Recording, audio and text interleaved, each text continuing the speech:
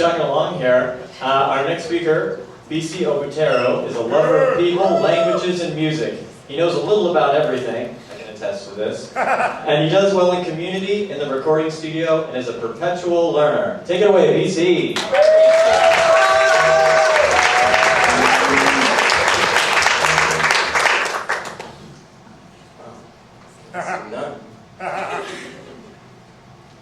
I changed my relationship to fear because I had to.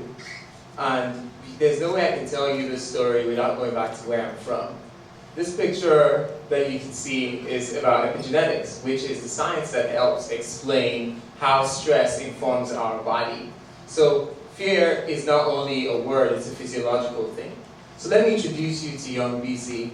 I was born in Nigeria, and Nigeria at the time when I was growing up was going through a lot of strife. It had failed 3 republics, and now we had a military regime with General Sani Abacha. So generally, there was lack of electricity. In Lagos, where I grew up, there was a lot of fear, there was a lot of just strife, and that influenced me as a young kid. Lagos at the time, the GDP per capita was about 217 in 1993. And General Sani Abacha was a very ruthless leader who basically executed a lot of people who talked bad about his regime on the beach, which my mom would tell me never to go to. This is me at 1 in Kaduna. This guy was not afraid. I was fearless, very curious, and excited to take on the world. But over the years, I would start to have these experiences in Lagos where I was growing up that would basically close me off to being fully expressed. MK Abiola was the democratically elected president, but he was never given the chance. He was our hope. It was like the Mandela of Nigeria, and we thought that we were going to come out of this. But he was imprisoned and put in jail. This generally made people feel helpless, and it took our voice as a people. And I started to feel that in my body. One thing I've always wanted to do was to sing, but because of that moment, I felt myself close off from being able to say my truth without being afraid of some kind of execution or persecution. And that was the general fear at the time with this leader, kind of like now in the US. So you must wake up. So this quote really ties the feeling. I try to find words. It says, it's a Tanahasi quote, who says that to wake up every morning without a promise, that no promise is unbreakable, least of all the promise of waking up at all. That is not despair.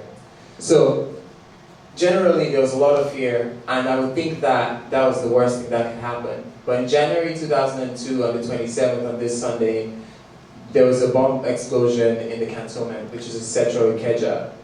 A lot of 300 people were affected upon impact, and basically people started to flee from the east to the west. There was a canal, and about 1,000 people drowned. Most of them were children. On this day, when my uncle looked at the back of the house, we saw the fire coming, and we had to leave everything that we owned. It was a different kind of shock. We all thought that it was over, and now I knew what it felt physiologically for the world to be over. I started to feel angry. The world around me, I had no control over. It should have read this on the newspapers that day, because for me, I now thought that there was no reason to live. There was no reason to try for another day, because at any point in time, this could be taken away from me. Couldn't find a picture of my angry self at that time, so I just brought it up. And I remember one of the ways that, with the negative things that started showing up for me, I remember the person who we stayed with at their house. I ended up getting in a fight with her, and it was violent.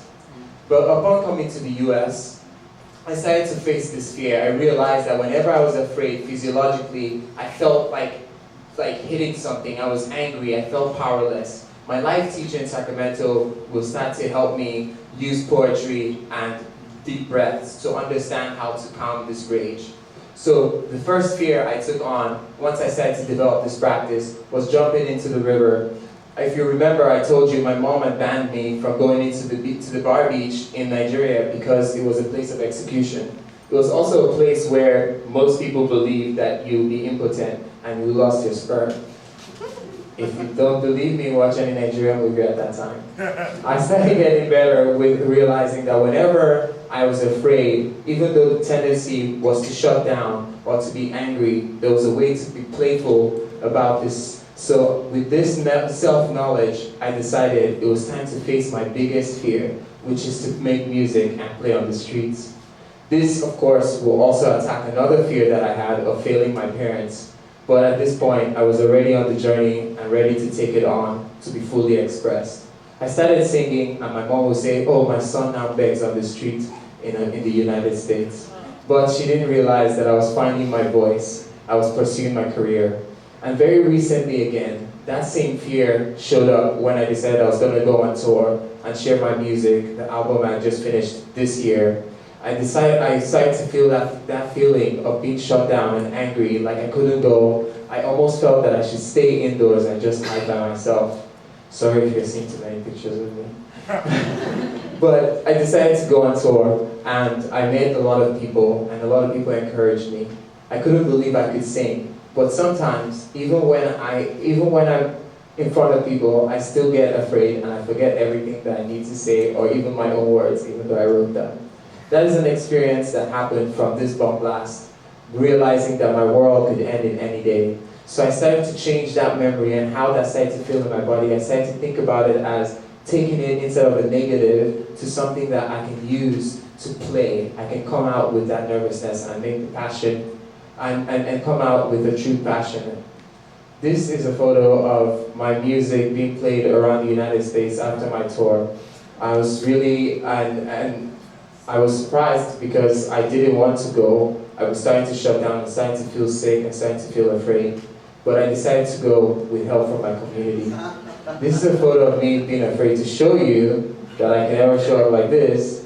But I also wanted to put it because it was me facing my fear of going to New York about 3 years ago and wearing an outfit that I made and going out to the public square to make music, and it was well received. Thank you.